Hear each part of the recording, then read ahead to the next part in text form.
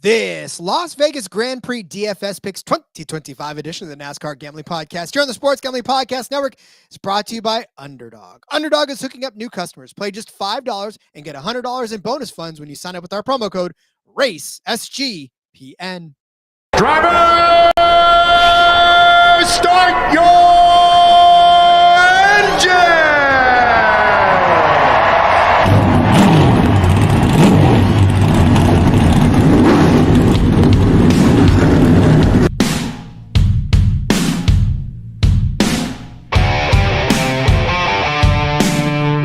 Strap in and pull those belts up tight as the Sports Gambling Podcast Network presents the NASCAR Gambling Podcast. I'm just gonna put my foot on the floor and I'm not lifting till I see God or a checkered flag.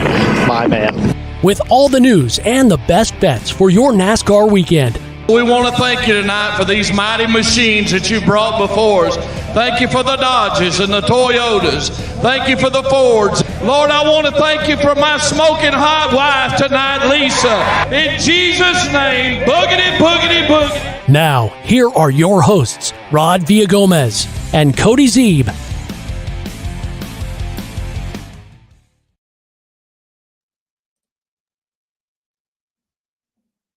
Welcome in to another episode of the NASCAR Gambling Podcast here on the Sports Gambling Podcast Network. He's Cody Zeeb. I'm Rod Villagomez.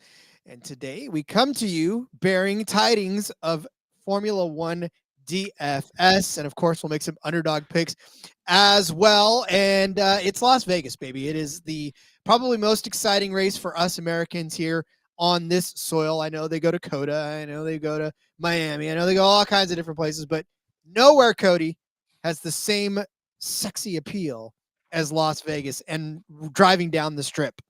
Yeah, it's true. I do believe America's United States number one in most races in one country, most Grand Prix in one country. So we're number one. We're number one. Okay, sorry, had to get that out of the way. I don't know that we can take too much credit for that because our country's 15 times bigger than a lot of these. It doesn't matter, Rod. Yeah, because we're number one, obviously.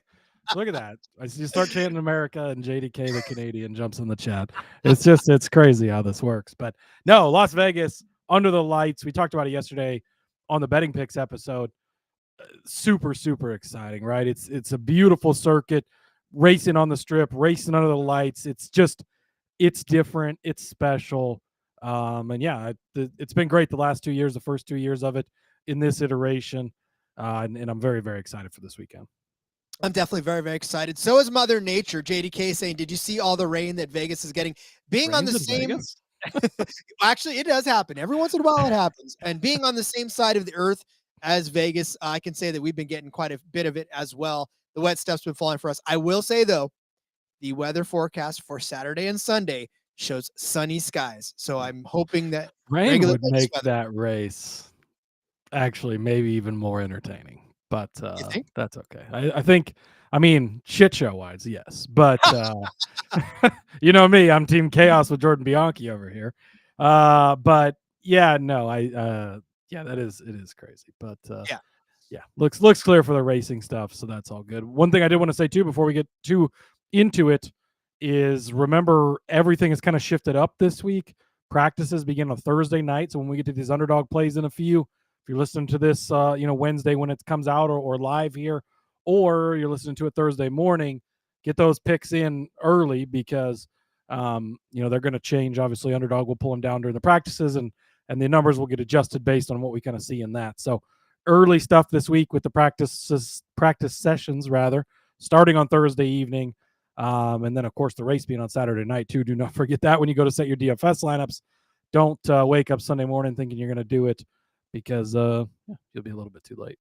Yeah, and you know what? We'll give you a range. Like we'll give you especially for Underdog, we'll give you a little range. We'll tell you where we feel we're taking that projection we'll make sure that you have at least a little bit of a comfortability when it comes to making those picks on Friday, if when they bring them back up again for you. But yeah, if you're listening live, which we always encourage you do, this is where you take advantage of the opportunity to get it done now. So as we do every week, whether it's NASCAR, whether it's F1, whether it's IndyCar, whether it's whatever we're doing, we'll give you some of our favorite plays for the DFS slate, and then we'll come around and give you our favorite underdog plays for this as well. But before we do, let me tell you, it's time to gear up for the holidays. Cody, I don't know if you've done any of your holiday shopping yet, but I will tell you, if you're buying for me, Cody, I would like something from the SGPN merch store. It's a perfect gift for the DGens in your life.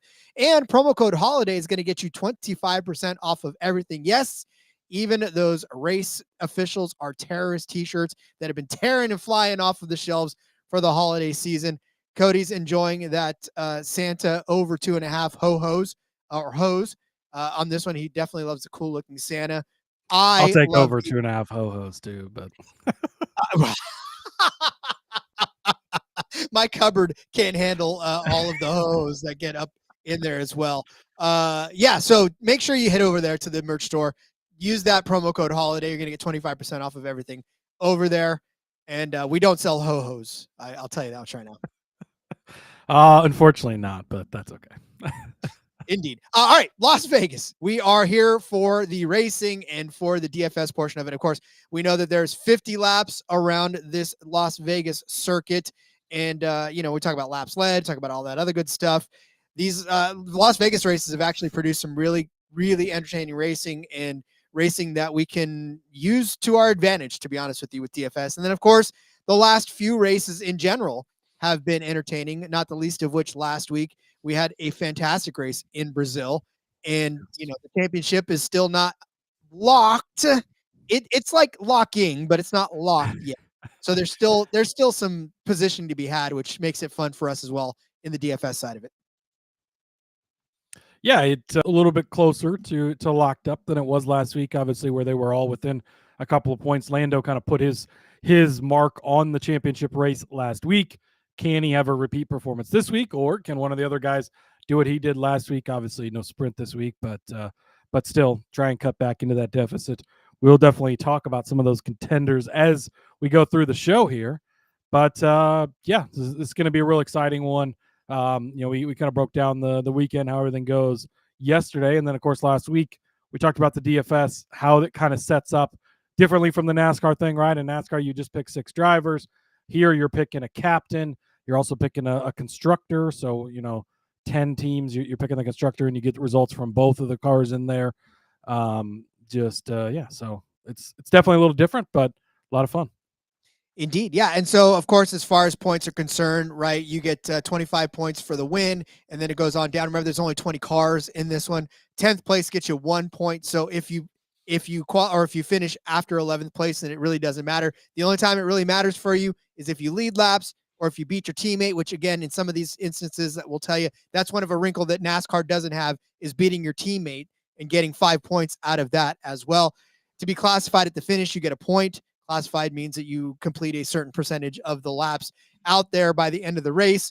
And then you get grid position points, right? Not where we got place differential in NASCAR. You get grid position points for this one. If you finish 3 spots better than your initial start, you get 2 points. If you finish 5 spots better, you get 3. Max got you a ton of grid positions last week. Oh my God. He got you the max. Yeah, a ton. I mean, going from the back of the field, obviously, to the front, being on the podium. And that's something that is completely rare. It doesn't happen much. Basically, Brazil the last 2 years is about the only time you see that, and only from Max Verstappen. But that's definitely one of the biggest things, for our NASCAR players that are getting into the F1 DFS to round out the season here. Is in NASCAR, you look for place differential a lot. It weighs pretty heavily in, some tracks more than others, but it does make a big difference. In F1, it doesn't make as big of a difference. You're much more likely to start near where you qualify than move forward a ton. 17th to 3rd, I mean, it just doesn't happen really ever. It's very, very rare. Max is not there the last 2 years. Weather circumstance unit changed this past week, so things that aren't going to probably align again this week for anybody else. But yeah, it is much less emphasis on place differential. That's been the biggest thing I've learned, doing the F1 DFS compared to NASCAR DFS that we're so used to and accustomed to. And it's funny if you kind of equate that to what he's done from the poll, right? A couple of weeks ago in Coda, he got you 36.6 fantasy points, starting on the pole, finishing first, and leading 56 laps. But he got you 26.4 points, starting 19th, finishing third, and leading 4 laps. So I mean, that's Max will just score you points, and that is what Max will do. But even still, I mean, doing all of that, still less than how you start on the pole and led a ton of laps. So. Yeah. Kind of just goes in to show how important that is. It does indeed. All right. Well, then I say we start setting up some of our favorite DFS plays for this race. But before we do, let's take a quick second to tell you about our friends over at, not Crickets. Ooh, that's not what I wanted. How about I hit the right button? There it is. Opening bed. All right. Let's tell you about Novig. We're brought to you by Novig. Novig is America's #1 sports prediction market. Novig, you are getting the best prices on all kinds of things, up to and including MVP odds for the NFL. Matthew Stafford in the lead in MVP on Novig at +140. Drake May at +186. Josh Allen +471. Jonathan Taylor, disrespectful Jonathan Taylor at +871. Patrick Mahomes at 20-1 to win the NFL MVP over there on Novig. I would go grab that Jonathan Taylor one. I know running backs don't win MVPs, but damn it all, if he hasn't really been the best player, maybe that's just from fantasy football. I don't know, but still go grab it. Novig, available in 35 or more states. Go download the Novig app and get $50 when you spend $5 if you use our promo code SGPN. Get in on the action with Novig, promo code SGPN. Tell you officially about our friends over at Underdog. It's your home for pick'em entries where you can win up to 5,000 times your entry. We are about to give you some of our favorite Underdog plays for this particular race, but they've got everything on there. They've got boxing, they got basketball, they got esports. How about some esports? I don't know. How about Ghost from Dota, right? I don't know. Higher than 12.5 kills in a game. Seems like something Dota can do. So give me that one on this one. It's Satanic King. Ooh, you got to love some of that stuff on there. So go find all that stuff. Find your favorite stuff. Underdog got a brand new offer for your new customer. Play just $5, get $100 in bonus funds when you sign up with our promo code RACESGPN. There are so many rabbit holes to go down on Underdog. It's so beautiful. And the fact that you compare across sports, right? So when NASCAR was going on, you could have NASCAR, you could have F1, you can have NFL, you can have college football. You can just take what you like, a little bit of this, a little bit of that. It doesn't, it's not like, I want to build an 8 thing, but I got to do it all in the NFL. Like, you can grab a little from this sport, grab a little from that sport. So much fun. You know what I love too, though, is that it kind of forces you, if you want to pick some of these other sports, to go research them and to learn about them. You know me, I'm always down. Oh, yeah. If I see a new sport, a shiny new sport, I was like, what is it? What's the history? I want to know everything about it now. So Underdog's a great gateway drug to get into all of that. I don't think they want us to say that, but whatever. All right, Cody. 50 laps. Disclaimer, around the no drugs are involved in the use of Underdog fantasy. I'm getting called to the principal's office this week. It's all right. We'll just cut that out. Nobody heard it, right? It's fine. Nobody heard it. Nobody heard it. Nobody ever hears it. So, all right, let's start laying it up our picks here for this DFS version of the Formula One Las Vegas race.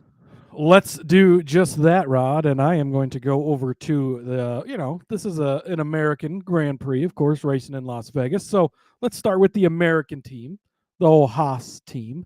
And so we're going to go to the Haas team. We're going to go with Oliver Bearman. I'm going to try and get his name right today, at least. Didn't so much yesterday, but sorry about that, Rod. Oliver Bearman, you can get him as the captain at 7,200, which is how I think I prefer to play him. Again, we'll see how things kind of shake out, after qualifying, and the grid is set. But you can also get him $4,800 in the non-captain spot, so pretty solid deal there. But the thing with him is he's just been on fire lately, and that's kind of what we talked about yesterday. 4 points finishes in a row. he's got 8 on the whole season. So this is his first full year, right? He's filled in a little bit. Ran for Ferrari a couple of years ago, filling in. Did Carlos Sainz have appendectomy or something? I don't remember what it was, but filled in Ferrari and had like a great finish, and then went back to high school later that week because it was like, oh yeah, he's that young. But Oliver Bearman has been great this season. 4 points finishes in a row. That's kind of what I'm really looking on. You look at his points the last couple of races: 14 last week in Sao Paulo, 21 back in Mexico. So he's got the ability to have great days. Even before that, it's been consistent: 8, 8, 6, 8, 19 back at the Dutch Grand Prix. So it just kind of shows you what he's capable of. But you go back to the start of the season, 4, 5, 7, 7, yes, but it's really built up down the stretch here. Some big days, which obviously is what you're looking for in the captain seat here, but also just some solid days for you, which can certainly help your lineup. So doesn't have any starts on this circuit, so we don't have anything to look back at the previous 2 races here. But he's been on fire here lately. Going to continue to ride that wave, lean into the American team on American soil.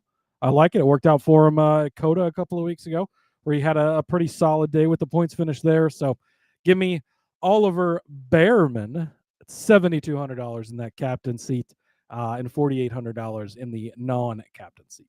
Bearman's not old enough to drink beer in the United States, so that's the way you remember that one.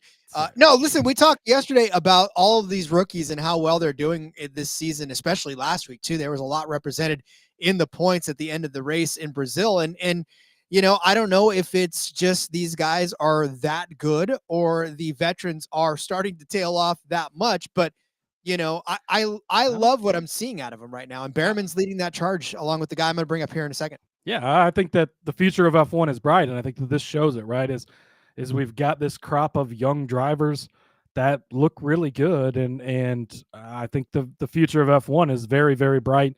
Going to have a new car next year. That's going to be another off-season topic we'll definitely talk about as we dive into championship odds for next year. But a lot of changes. Going to add an additional team, another American team with Cadillac joining the grid, so it'll be 22 drivers in each race, 11 constructors out there. That's going to change all the dynamics. Going to be crazy. But yeah, the future of F1 very bright in these young drivers' hands for sure. Welcome back, Checo, too, by the way. Driving for Cadillac. I'm excited about that one. That's all right. Yeah, it is. Speaking of rookies, let's turn our attention to one of my quickly favorite guys, and that's Kimi Antonelli, who is, I know everyone's looking, it's Andrea Kimi Antonelli. I get it, but we all call him Kimi. I'm going to look, his captain price is where I'm kind of interested in. You can take him at his regular price if you want, but his captain price is such a huge discount at $12,000 from some of these guys that are up there at the top. His regular price is sitting there at $8,000 right now. Sorry, I had to click the tab real quick, but yeah, $8,000 for his regular price, $12,000 for his captain price. To put that in perspective, Lando Norris is sitting up there at $20,400 for his captain price. I'll tell you right now, the average price per player, when you just look at it, is $8,333. So if you put Lando Norris in your captain, you have to get very creative on the bottom end of it. So Kimi Antonelli is a good, I think, enough kind of replacement for that one, because he gives you the opportunity to maybe possibly get a second place finish like he did last week at Brazil. Listen to the betting episode. I made a case for him to actually be on the top step for the podium, spoiler alert. But I do think that Kimi Antonelli is going to ride this level of success that he's having so far. He got you 24 points last week in a non-captain status, right? And if that multiply that by 1.5, it gives you whatever he got for a captain. But I'm not doing that math right now for you. You go do it yourself. But 24 points last week, started second, finished second.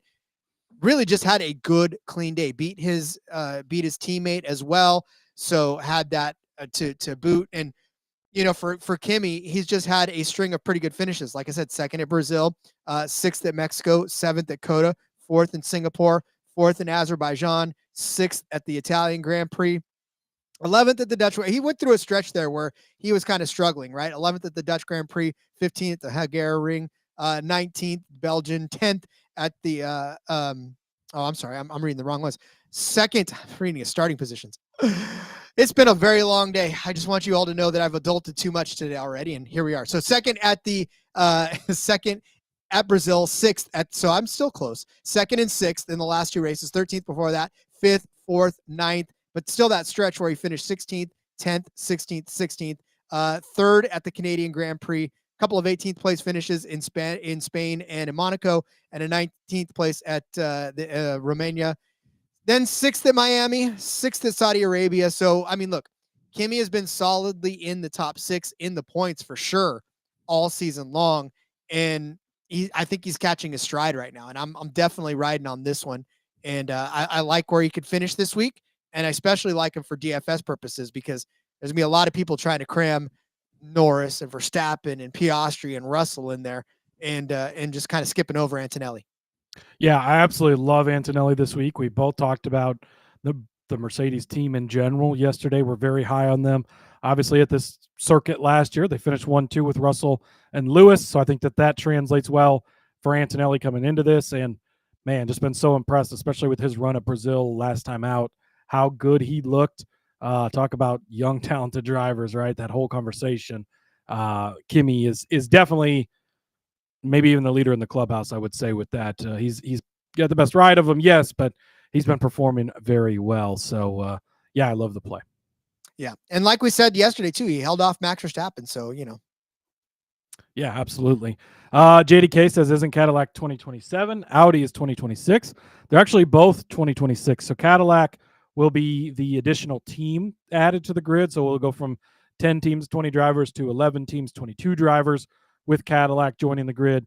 And then Audi is going to take over the Kick Sauber operation. And I believe it's just going to be called Audi F1, I think is what the name will be. So Kick Sauber will be no more. They've kind of changed their name quite a few times over the last couple of years as they get different ownership or money flowing in. But Audi will just take that team over essentially. So 11 teams on the grid with Cadillac being that additional one.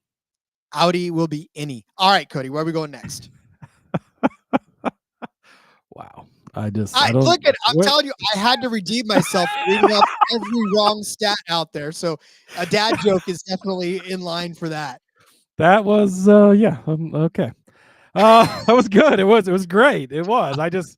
You totally threw me off, Rod. I don't even know. That's it. Can we just end the show? I don't think it gets any better. So let's just. Did I close the book on that one? That was good. Have a good day, everybody. Here we go.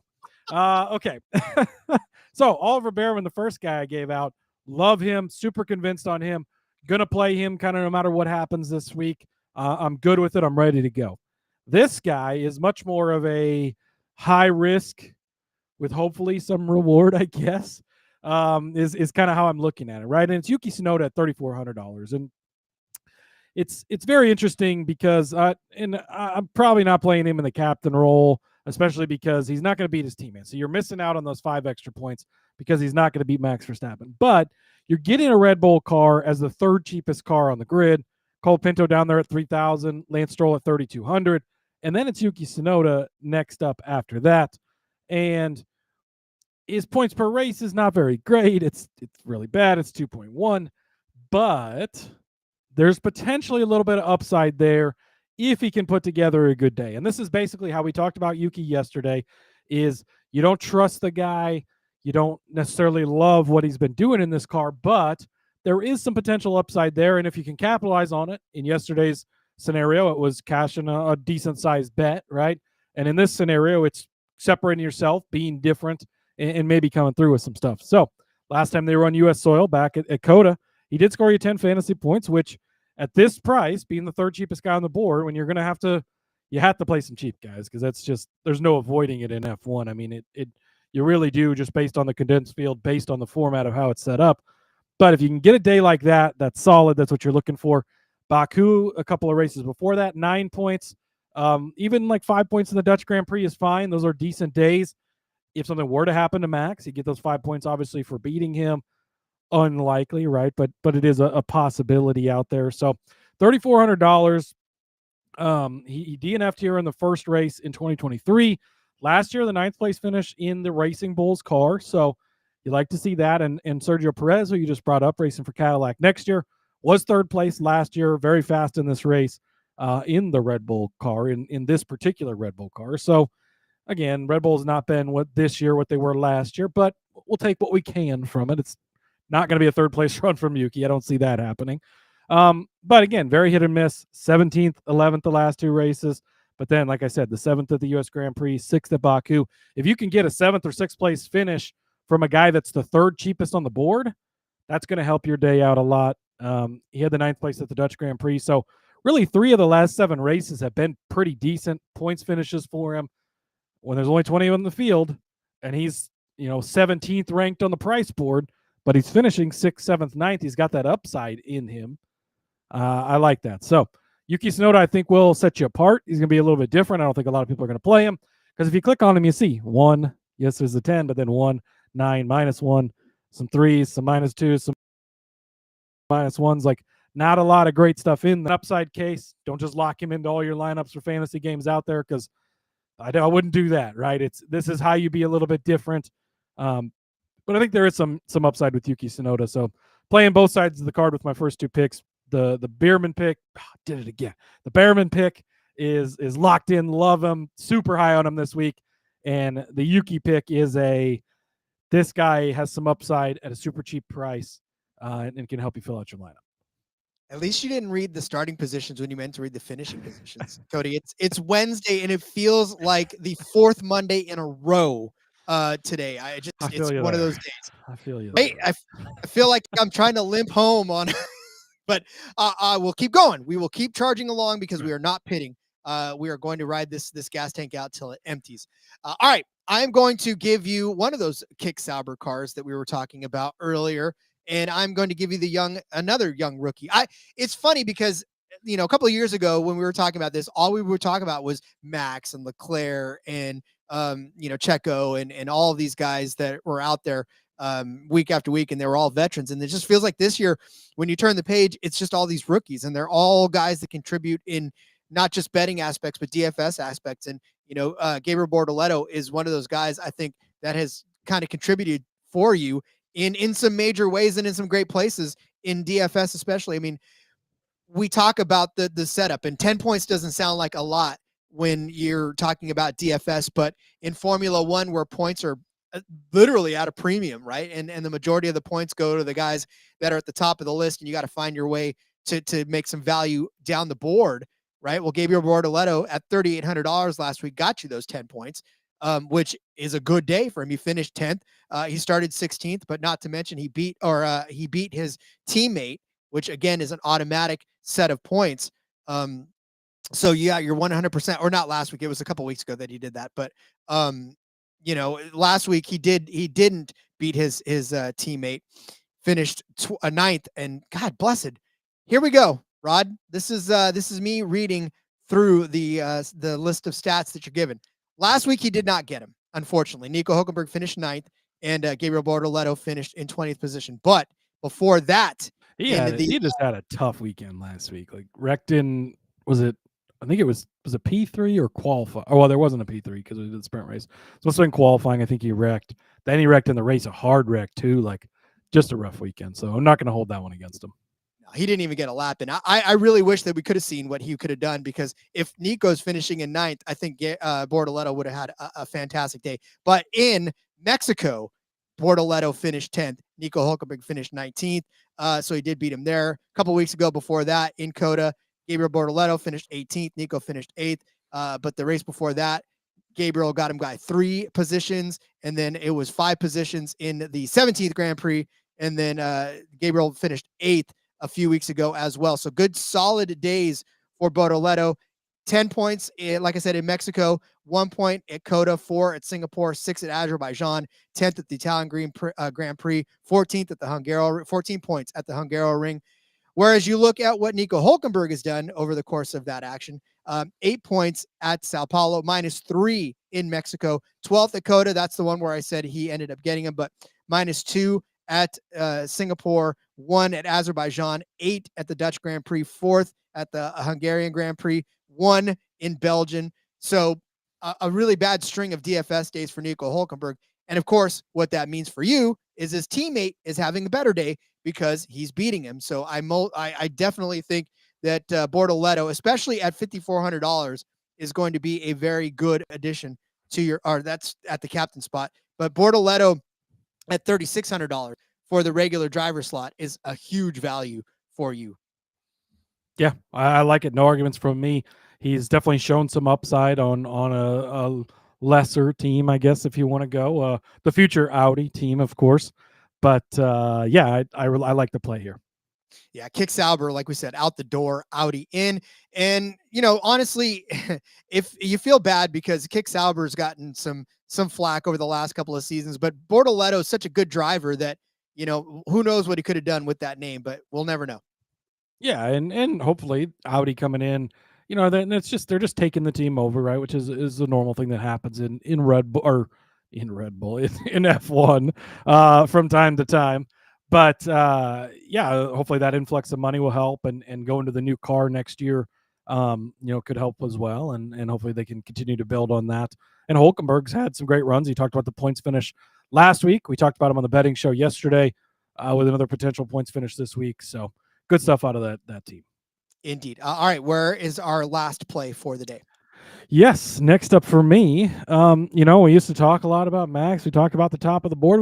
We've not talked a lot in these last 2 weeks about Lando Norris because, well, betting wise, there's not a lot to talk about, and it's kind of just one of the obvious things. But wanted to bring it up here in case it's not obvious to you. And Lando Norris is currently the guy at the top of the board. He's the guy that's dominating things. You can get him for $13,600. It's really hard to put these guys in the captain spot. Generally, I try to go with one of the cheapest drivers in the captain spot because it opens up your options a little farther down the board. But even a guy like Antonelli is a great pivot option up there. But Lando Norris, $13,600. He is just really, really good. He's won the last 2 Grand Prix at Brazil and at Mexico. Started on the pole in both of those. Led 71 laps in Mexico. Led 59 laps in Brazil. Dominating days. 36.9 points, 38 points. But he's good just about every single week. Generally, so if he starts farther down on the grid, I would say if he doesn't start in the top 3 or 4, you don't play him. But if he does start in the top 3, that's when he kind of just needs to get locked into your lineup because he shows up and has great days. As I mentioned, the kind of domination the last couple of weeks. Singapore, 21 points, started in 5th, only got up to 3rd. Baku, 7th, started in 7th, finished in 7th, so it's only 12 points. That's going to kill you at this price range, only getting 12 points. You go back to Italy, started in 2nd, finished in 2nd, led 11 laps, 28 points. The Dutch Grand Prix was kind of his one. He started well there in 2nd place, but finished 18th after getting caught up in it. But he's been really solid play week to week. He's the guy right now. We talked about how the points has gotten a little bit spread out now, right? He's the guy that's taken it and run away with it. Won the sprint last week, won the Grand Prix as well. Max pointed on the day and has built that lead. Now he needs to go out and protect it, and he's been one of the best. I mean, he's got 7 wins in the season, so it's been a great year for Lando Norris. So give me Lando Norris, the guy we've not talked about a lot, but really, if you're listening to him, he's at the top of the sport right now, top of the standings, $13,600. Well, it feels a lot like when we talk about guys like Blaney and Larson and Hamlin, and they're so high priced every week in DFS. And people say, well, maybe it's too expensive. And then we tell you not to overthink it because sometimes you just have to put the guy at the top in because, well, they're at the top for a reason and they have the talent to turn in a good DFS day, to turn in a good betting day. And it's just, are you willing to pay the price and get creative down the board? Especially in F1 where you have to get creative because there's only 10 places to get points. It's not, where every place on there at least gets some points for you. And you can count on maybe some place differential, maybe some fastest laps in NASCAR, but only 10 places get points in F1. Yeah. Yeah. And again, so just basically if he starts top 3, I'm playing him. If he doesn't start top 3, I'm not saying don't play him, but I'm going to be a lot more hesitant because kind of his track record this year, he's not been as good if he's not starting up near the front. So, yeah, give me Lando Norris at 13.6. So I'm going back to the well for my last play. And last week I gave you Mercedes as the constructor overall. And I'm telling you right now, both those Mercedes look fantastic, right? They're averaging 23.1 fantasy points per race. Last week, they got you 37 fantasy points on the day. McLaren got you 48, but McLaren was also super expensive. And guess what? They're super expensive again this week. They are $14,000 is McLaren for the Constructor. Again, like we said, you want to try to fit these guys in and actually make a good lineup with the Constructor at the end, then you've got to find a way to save some money. And like I said, McLaren got you 48.7 points last week. But boy, they were super expensive. It was tough to fit them in. If you just put them in and try to get somewhere else, that's fine. But for a slight discount at $10,000, Mercedes got you 37 points last week. So like I said, McLaren $13,700. The next best team, I mean, you can't even really find the next best team on there. Red Bull was probably the next best team at 17.4 after that, because everybody else was sort of right down there in the middle. Haas got you 10. That was fantastic as a Constructor. So it was between McLaren and Mercedes. I'm still picking Mercedes again. They're $11,000 this week for sure. I talked about on the betting episode my expectation for Kimi Antonelli to have another good day. Obviously, we know George Russell always having good days. George Russell has only finished outside of the points in one race. This one race has he finished worse than 10th place, and that was in Monte Carlo. And you could argue that, to finish 11th in Monte Carlo is still good. To have your car running at the end of Monte Carlo is still good, right? But he's on a tear, right? 4th place last week at Brazil, 7th in Mexico, 6th at Austin, 1st at Marina Bay, 2nd at Baku, 5th, 4th, 3rd, 5th, 10th, 5th, win, 4th. You can just pencil him in for at least a top 6 finish week after week after week after week. And then Kimi, like we said, is one of those rising stars. And both these guys together, you can go ahead and try to fit in the play for McLaren, because obviously we know that they're going to be 1-2, 1-4. With how Piastri's been running, I know. Yeah, if Lando does all the heavy lifting, you feel decent about it. But man, I love this play. Had you not, that's why I didn't put a Constructor play in here, because I think this is the play. I think Mercedes is the play this week. I think they're the Constructor to have. We obviously talked a ton about them on the betting show yesterday. If you haven't listened, go back one episode, listen to that, where we get farther in depth. But I called them to both finish on the podium at a good number. And, it happened last year with the 1-2 finish. Russell's been great. Kimi, we've already been well documented. We've talked about him. He's been great as well. So I'm expecting a big weekend from Mercedes and love playing them in the Constructors spot this week, especially when you look at the rest of them. And, McLaren, yeah, Lando can do the heavy lifting, but Oscar's kind of not held up his part lately. They could go off any week, but very expensive. Red Bull, you got Max, but like we mentioned, Yuki's just not pulling his own weight for the most part. And then Ferrari, I made a ceiling case for Lewis yesterday, but he's also not been pulling his own weight over there in the Ferrari camp. So, with Mercedes, you're getting 2 all-star studs that are going to go out and perform, and the price is right, I believe. I believe it as well. All right, get out your pen and paper. Time to go over our DFS plays for this Las Vegas Grand Prix. Cody started you off with Ollie Beerman. Beerman at 7th. I just do it all the time now. Ollie Beerman, $7,200 or $7,200 for the captain, $4,800 for the regular driver price.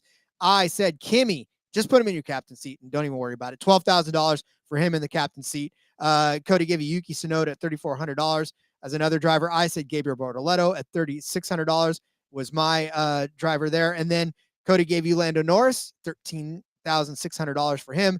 And I said Mercedes as the Constructor at $11,000 for me. All right, we got Underdog fantasy plays to get to on the other side of this break, but allow me to tell you real quick too. You can, that lineup would be valid if you put it in. I did put Antonelli in the captain spot, and you still have $1,600 left over. So Antonelli in the captain spot, Beerman, Bortoleto, Norris, Tsunoda, and Mercedes as your Constructor. It's not a bad lineup. Obviously, we don't have all the info. We haven't seen practice. We haven't seen qualifying. But it's a good base to build with. Some good guys, obviously. Maybe you trade up in the Tsunoda spot. That's probably the ideal thing, unless you're playing for that ceiling, right? So, I like it. It's it worked out nicely. We're not playing that way. We're just kind of giving 3 picks that we wanted to highlight. But they do fit in there. And I feel like it's a pretty decent lineup going into the weekend, at least. I didn't know that it all fit. So good. There you go. There's your free lineup for you if you're into that kind of thing. So that's what she said. All right. We'll come back with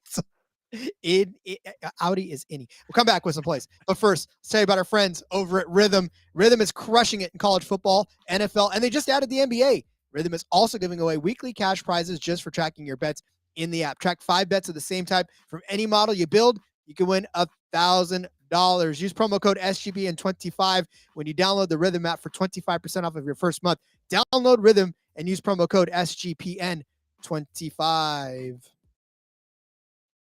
Told you earlier about Underdog Fantasy. The premise is simple. They give you some fantasy finishing projections, some the places where they think they're going to finish, and then you just choose whether or not you think they're going to finish higher than or lower than. Again, thank you for the verbiage, Underdog Fantasy. Better or worse was always a not something I wanted to try to figure out, but yes, better or higher than, lower than, better than, worse than these finishing positions.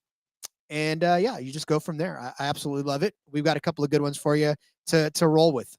Yeah, again, toss in with your favorite NFL plays this week.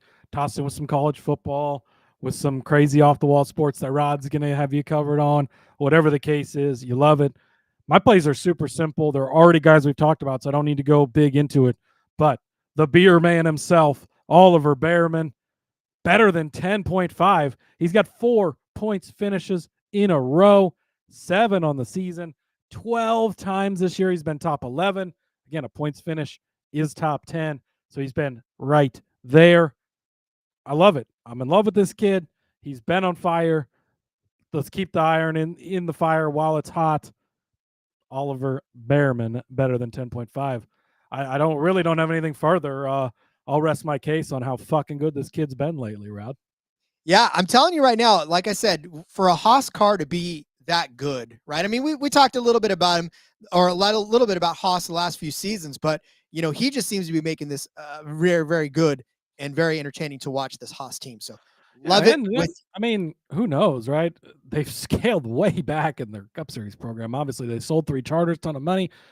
Maybe Gene reinvested some of that money over into the F1 side. I mean, yes, they have the cost spending cap and all that, but still, there's ways to use that money over there. So maybe they have, and maybe that's part of why we're seeing this this great run by the rookie. And I think the talent just is there, honestly. I agree. All right. Speaking of talent, Carlos Sainz has it. Maybe this Williams car does not necessarily have it as well. His finishing position is projected at 13.5, or 11.5 rather. I'm going to take the worst then on this one. I mean, yeah, unfortunately you got to do it, because if you look at his last few finishes, it just has not been good. 13th at in Brazil, 17th at Mexico, 20th at Coda. He did have a stretch of a couple of runs where he was better than, right? Marina Bay, he was 10th. Baku, he was 3rd. Monza, he was 11th. But before that, Dutch, 13th, 14, 18, 12, 20.